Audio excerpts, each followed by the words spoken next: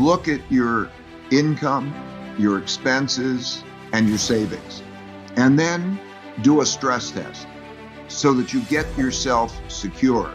If you were to lose your income, or if the income were to fall beyond a certain level, and you play that out, how long can you live in an acceptable lifestyle? And do you have a savings that is adequate for that? Three most important circumstances that existed before we had the downturn, which was caused by a pandemic, but any downturn would have produced the same result. The three most important things that are happening in the world now are that we're at the end, late in a long-term debt cycle in which central banks cannot control monetary policy the same way. They can't lower interest rates. They can't get money to a lot of people who need the money in the traditional way. So just like in 1929 to 1932, there was a debt crisis that came as a result of an excessive amount of debt in the boom year. And then when you have that in 1932, we hit zero interest rates. And when they hit zero interest rates in 32, like in 2008, central bank prints money and buys financial assets. The important thing to know about this crisis, and that it happened in the 1930s, is that in order to get the checks that we're needing, a lot of people, a lot of companies need checks. Now, where will those checks come from? So there'll be checks from the government. The type of support we're going to receive is two types of support. Where does all this money come from? So the government, when they say, I'm going to pay more for unemployment insurance, or I'm going to give you a loan for a small business, or so on, where do they get the money from? Well, they either tax it, but if they tax it, that's bad.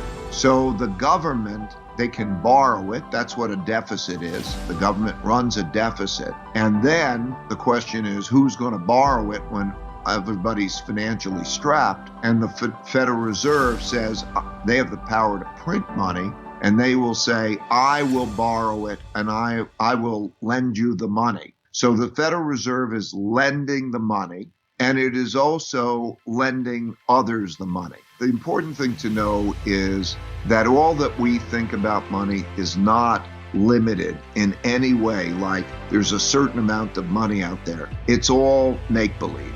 It's all digital. So they can change the digits and then they can create money. Now that's an important consideration, because if they can create money so easily, how do we know it's going to be of value when they're creating a lot of it?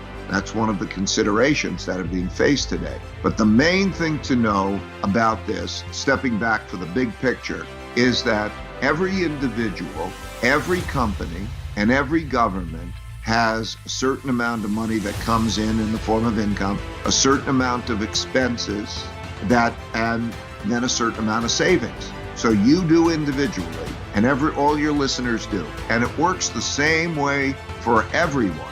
So that if their income falls and they to be less than their expenditures, they're in trouble unless they have a good saving. And then they go to the savings. So all around the world, there are lots of entities that are in trouble in that way.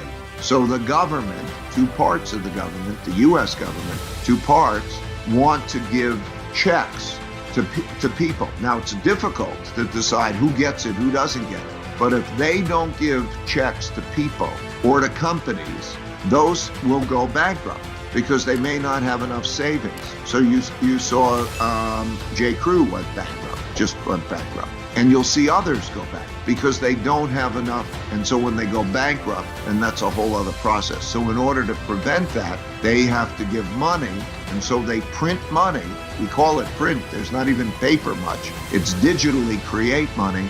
And then that comes in the form of loans. Yeah, the Federal Reserve will buy government bonds. So it's a transaction of buying it. And they will also buy private bonds. They might pick a company, many companies, and they'll say, I will buy your bonds, which is the equivalent, I will lend to you. And that's happened through history. So what we're going through is the same process as happened in the 1930 to 1945 period. So as I was saying, there are three important things. That is one. The second is large wealth gap.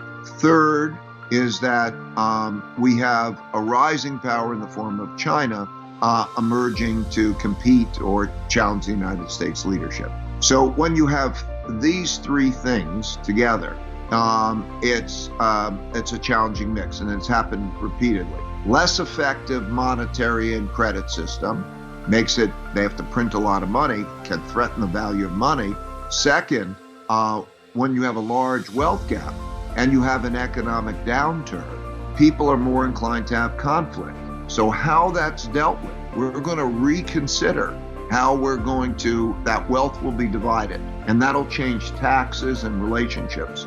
And then the third is we're no longer in a world order where the United States is the only dominant power. These three things existed, and the most important things existed. And then we had the downturn in terms of the virus. So you could think of the virus like being a tsunami that came, and if it went, and if we had no more of it, it still would have left a lot of economic damage. So in all different ways. So the economic damage has to be understood and dealt with. What you do is you calculate, if I lived in a simpler lifestyle and I had this amount of earnings, how many months or years could I live acceptably? Then you look at what do you put the money in? So in Germany, Hitler came in power in 1933, and he came in power in 1933 because there was a lot of internal fighting as to try to produce order, because everybody, the left and the right, the communists and the fascists, and they're all fighting about wealth, because everybody's fighting about wealth when you have a downturn. And then they were democracies. 4 democracies existed then that chose not to be democracies because they became so disorderly that they wanted some strong leader to take charge and run the country. And then, of course, we had a bunch of those types of leaders, and then they had a war. That's how World War II happened. So when you look at that, that's kind of the political landscape. But back to the average man in terms of his finances, I would say the important thing is those three elements: to have a plan, and maybe to have a plan with both your family. How do you get down when things got tough, and then you have to look at what happens in policy. Well, policy depends on the person. Some people would understand more about policy than other people, so it depends on what they should do. It depends on what they're able to do well.